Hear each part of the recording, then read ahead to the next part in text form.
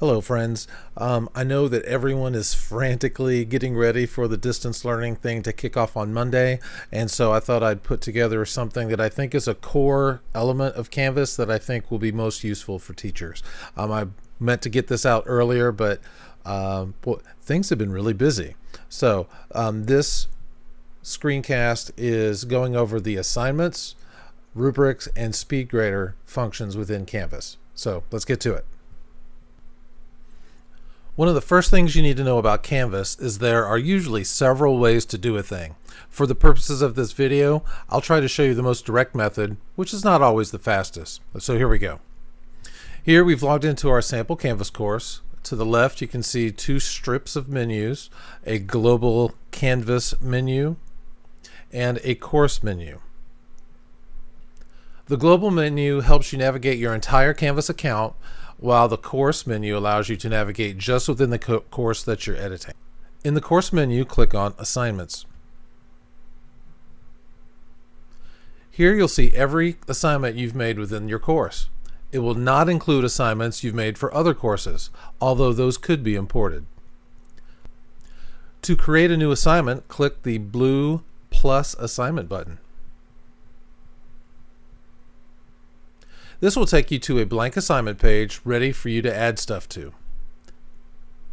Begin by giving your assignment a name that will make its contents clear to students.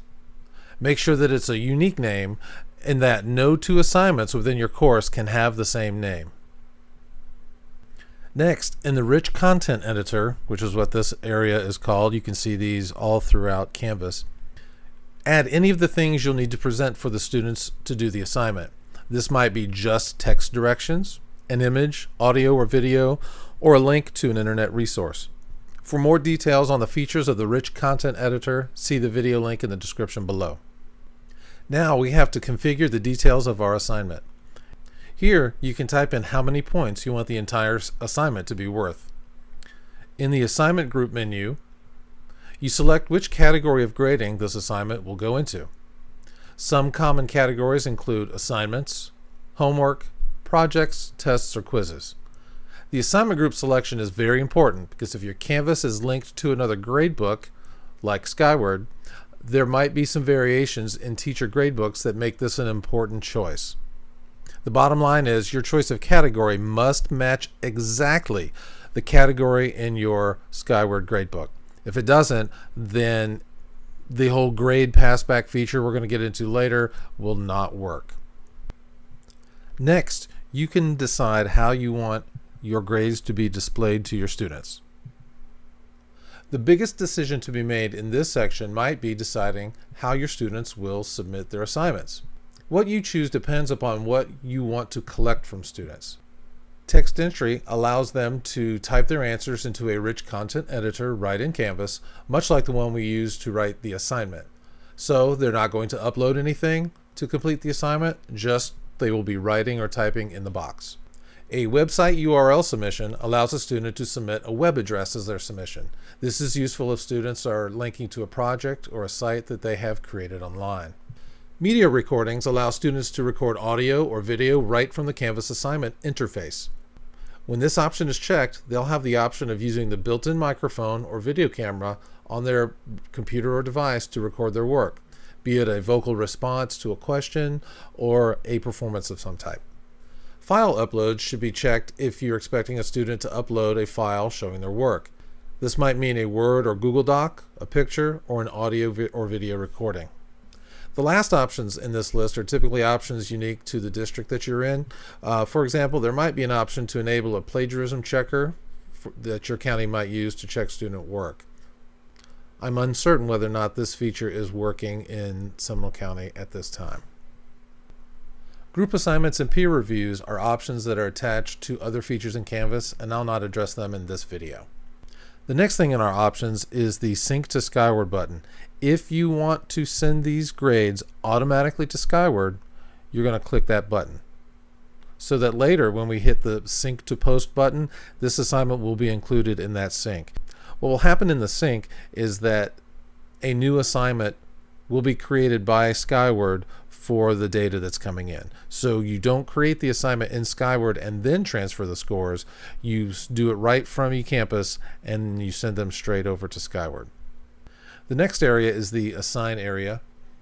First, you're going to select to whom the assignment is assigned. This section will allow you to assign different groups you've set up within your class, or to different sections if you have more than one section participating in the same course. Next is the due date. Selecting the date will now make the assignment appear in your student's global calendar, which is located on the far left. By the way, this is where they can see all the due dates and all the events created by all their teachers in one calendar. Finally, if appropriate for your needs, you can select a window of time the assignment will be available for student submissions. The assignment will still be visible to students when it's published, but there will be no opportunity for students to submit the assignment through Canvas if it doesn't fall within the dates you've set up. Finally, if you check this box, it will notify your students that some details in this assignment have been changed. This is useful if you discover there's a mistake in your assignment somewhere and some students have turned it in. You can go ahead and make the appropriate change, and because that box has been clicked, students will be notified that a change has been made. Finally, click Save or Save and Publish if you want your assignment to go. Having a rubric will not only potentially make grading easier, but it will also serve as a fundamental layer of feedback for students. The more detail that you put into the rubric, the more a student can know about how they did and where they can improve. To add a rubric, click the plus rubric button below the assignment. Here you can give the rubric a title. You can also pull into this assignment any rubric that you've made in any other class by searching in the Find Rubric window.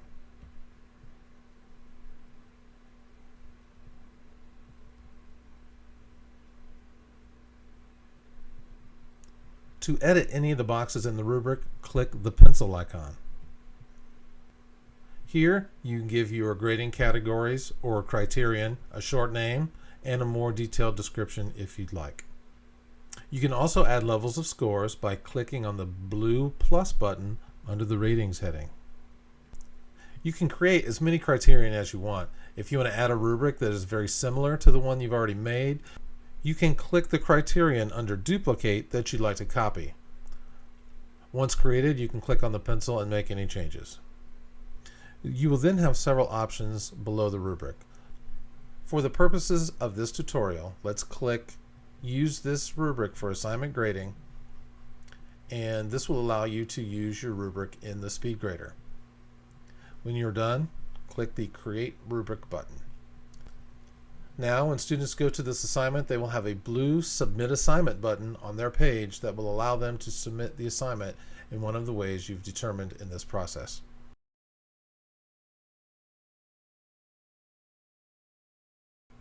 Once you've published your assignment and submissions have been made, you can view the assignments by clicking on SpeedGrader. Now, I have a past course here so I can show you what all of these different things look like. So this will open up a new tab. And in this view, you can see a large box here is where this is where you'll see student submissions. In the upper right hand corner, you can see your roster and a drop-down list. You could also maneuver this list by clicking the arrow. If you did not set up a rubric, you could score this assignment by just typing the score under the assessment heading. If you did set up a rubric, choose View Rubric. Yours will probably be blank until you click this button, and then you can see your rubric. To expand your view, you've got these little grabber buttons right here. You can pull this out, and there you can see your whole rubric. To grade the submission, you now just click on the box for the score that you want to give. Now, this is not letting me because this is an old class and I can't change it, but you can see where I did click. This student did not do very well for a reason you will see momentarily. When you're done clicking all the appropriate boxes, the app will do the math for you. You don't have to do any adding. And then you can hit the Save button. This will normally be a Save button. If you'd like to add comments to the student about their work, you can do so in the assignment comments field. which is not a field that I can type in right now, but you can see the deal. So in this case, the comment that I sent this student was, "This is not the assignment. Look at the music and try again." So students can resubmit assignments if they did not do well the first time. So that's up to the teacher. Now I've gone to a blank page so you can see this. The assignment comments, here's where you can type. You could upload a file. You can do a media recording, which will bring up your camera and your mic, and you start recording there, and this would put the video here, or you could do just an audio recording. And then when you're done, click submit.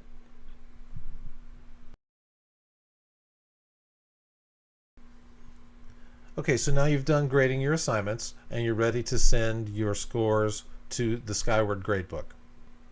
To do that, let's go ahead and go to our grades page.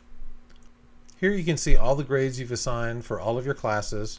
You can view specific classes if you want. There are different views. There's a lot of things here that I'm not going to go over right now, and there's a lot of information that you can get from this area. So to send your grades to Skyward, click on the Actions button and then click Sync to Post Grades. Now you can see this here, but what would happen is it would give you a list of all the things that will be sent to Skyward at that time, and you can check and uncheck the things you want to send. When you're ready to post, click the button and it will send the grades over to Skyward. Now, what's very important is that there are 3 situations that will break the grade passback, will make it not work. And here are the 3 reasons. 1, if you've combined classes in Skyward, this will not work.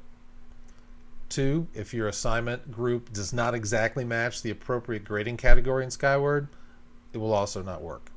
I had one person who wrote as their grading category assignment, and the category was assignments. So just by the letter S, it didn't work. So when they fixed it, it did. And then finally, if you've created the assignment in Skyward already, just know that in the sync, it's going to create a new version of that assignment. It will not go into the assignment that you've made. So save yourself some trouble and just make it an eCampus, and it will create it in Skyward. You can create other things in Skyward that have nothing to do with your eCampus, and it won't mess anything up. It'll do all your math as it normally does.